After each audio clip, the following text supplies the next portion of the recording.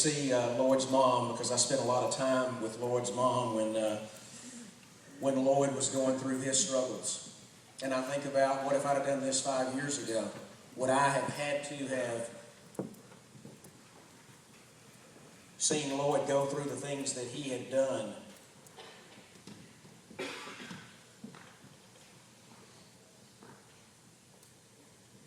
I'm happy to tell you right now that Lloyd is doing well. He is happy. He is in a Christian-based rehab center, absolutely loves life, loves what's going on. And because of that, we're very thankful.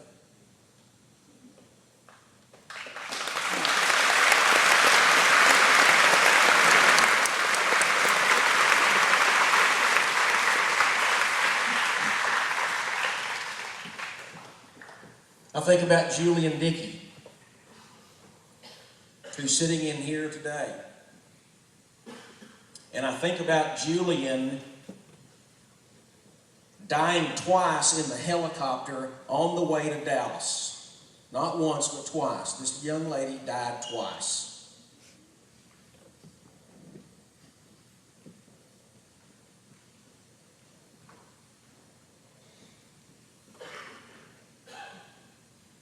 What if I'd have done this 5 years ago?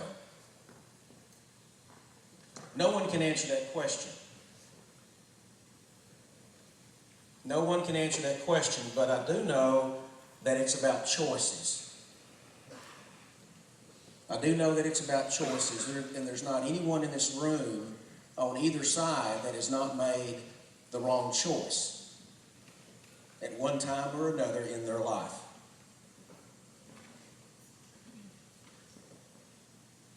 But I'm telling you this, you have to break the mold. You're the ones that are going to have to break the mold and say no more to this.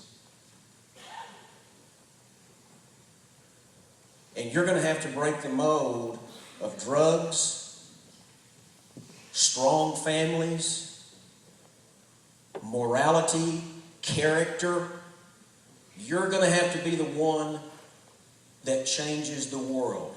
We're waiting on the world to change, but you're going to have to be the one that does that. Because the people on this side of the room are not the future. You are.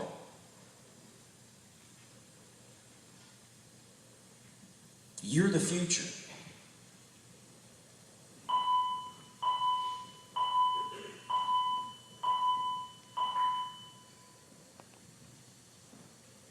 And it's not going to happen unless you do it together.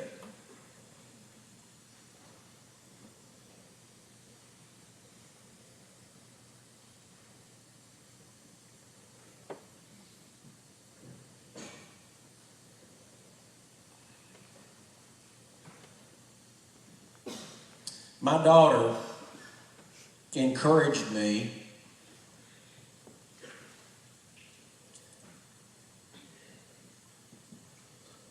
to read this book about Josh Hamilton.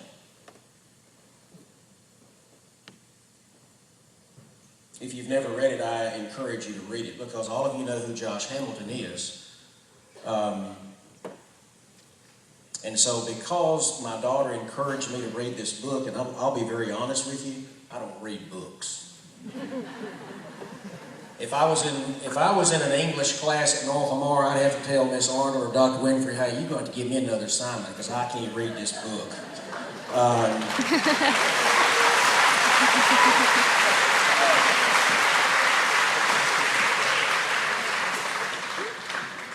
But when I started reading this book, and I guess the reason why I decided to read that was because it was a baseball player and I'm a baseball fanatic. I couldn't put it down. I could not put it down, and it was about the same time that there were people that were in the community that were meeting. There were judges, there were commissioners, there were counselors, there were people meeting. And after the meeting, everybody would say, what's the result of the meeting? What are we going to do? No answers. No answers. So then we have another meeting at Northmore High School. One day after the pep rally, and I'm rushing to get the paint off my head and all that stuff. And I get in there and we sit and visit and we talk. What's the result of that meeting? The result of that meeting was this. There's too much dadgum talk about it. It's time to do something.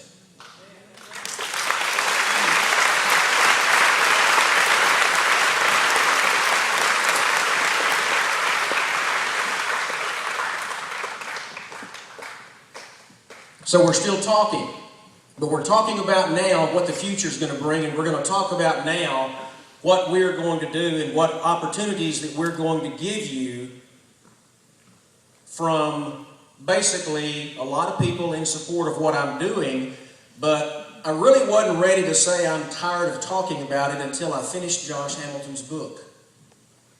Because when I finished that book, that's when I said, I'm ready. I'm ready to step out here, and I'm ready to do something that I truly believe in, and I really don't care who I offend.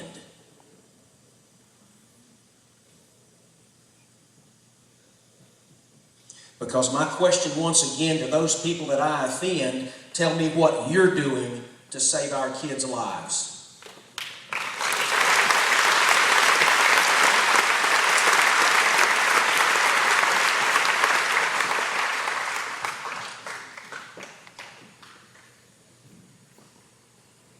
Raise your hand if you want to grow up to be an addict.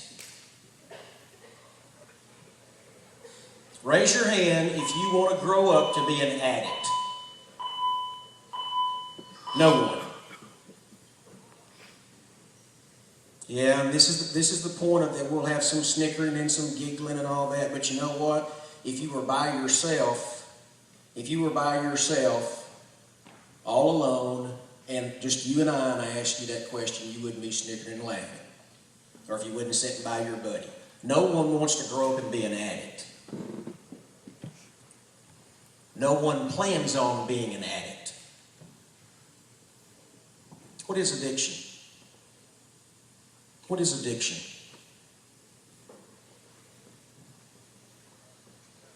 Doing something you can't stop, somebody else, one at a time. What is your definition, or what do you think addiction is? And once again, I'm no expert. I got some experts sitting right over there, though. I've got some experts sitting right over here about addiction.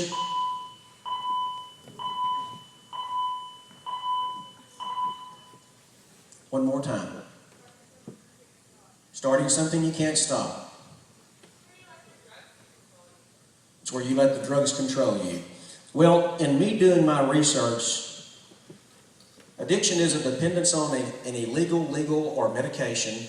You may not be able to control your drug use despite the harm it causes. Addiction creates a craving. Casual use leads to addiction. You're headed for physical and mental health problems. So, casual use, the thing that stuck out with me on that was the casual use, where we say, well, I'm going to try this, but it's not going to bother me. Casual use leads to addiction. How does something turn into an addiction, or how does it start? How does that start? Curiosity, peer pressure, experiencing it, trying to fit in, trying to be one of the crowd.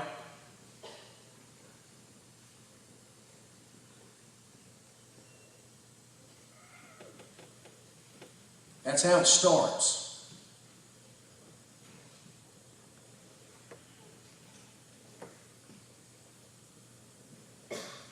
That's how it starts. Peer pressure.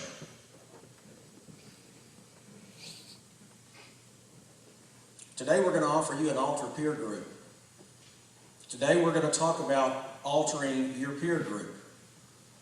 Because if you're hanging with people that are providing you or you're doing drugs with, folks, you need to make a change in your life.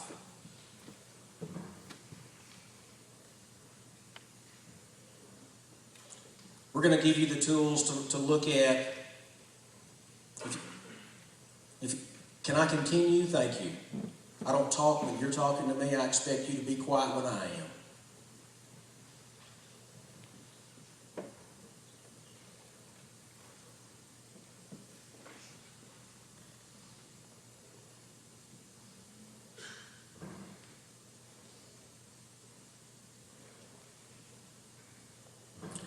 What are the signs of addiction? How do you recognize someone that is addicted? Well, number one, their moods are going to be different. There's possibly they're going to be losing weight. They're not going to be the same person. Once again, I've got experts over there that can help me with this. And how do we avoid that? How do we avoid that?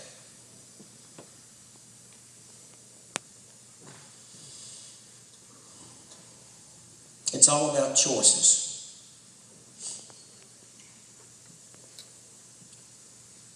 You see two doors in here.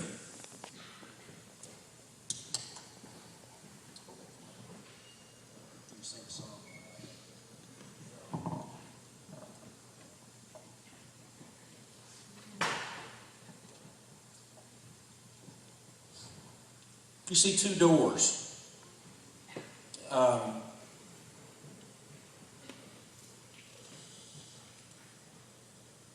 One door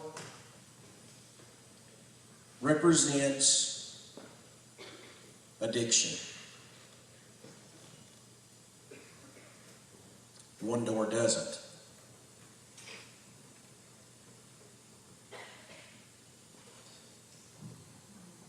After our last meeting here at North Lamar, one of my new good friends, Rhonda Kay, and I got together and we were talking about drugs and the struggles that our kids are going through and the things that are available for our kids that are it's just unbelievable.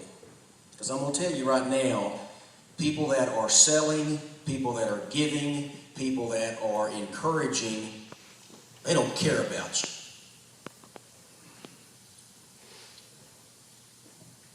So I put my North Lamar name tag on. She had her counseling shirt on. And she and I went and visited an establishment here in Paris that doesn't care about you. That was my third trip in there, because when I go in there, I want them to know who I am, where I'm from, and what I'm doing in there. You know why? Because I don't care. I think most of you know me well enough to know I'm going to say what I think, and I'm going to say what I feel. And so I made my third trip into this establishment with my name tag on, and they said, are you a school teacher? I said, no, I'm the principal at North Lamar High School. And what I want to see is what you're selling to my kids that's killing them.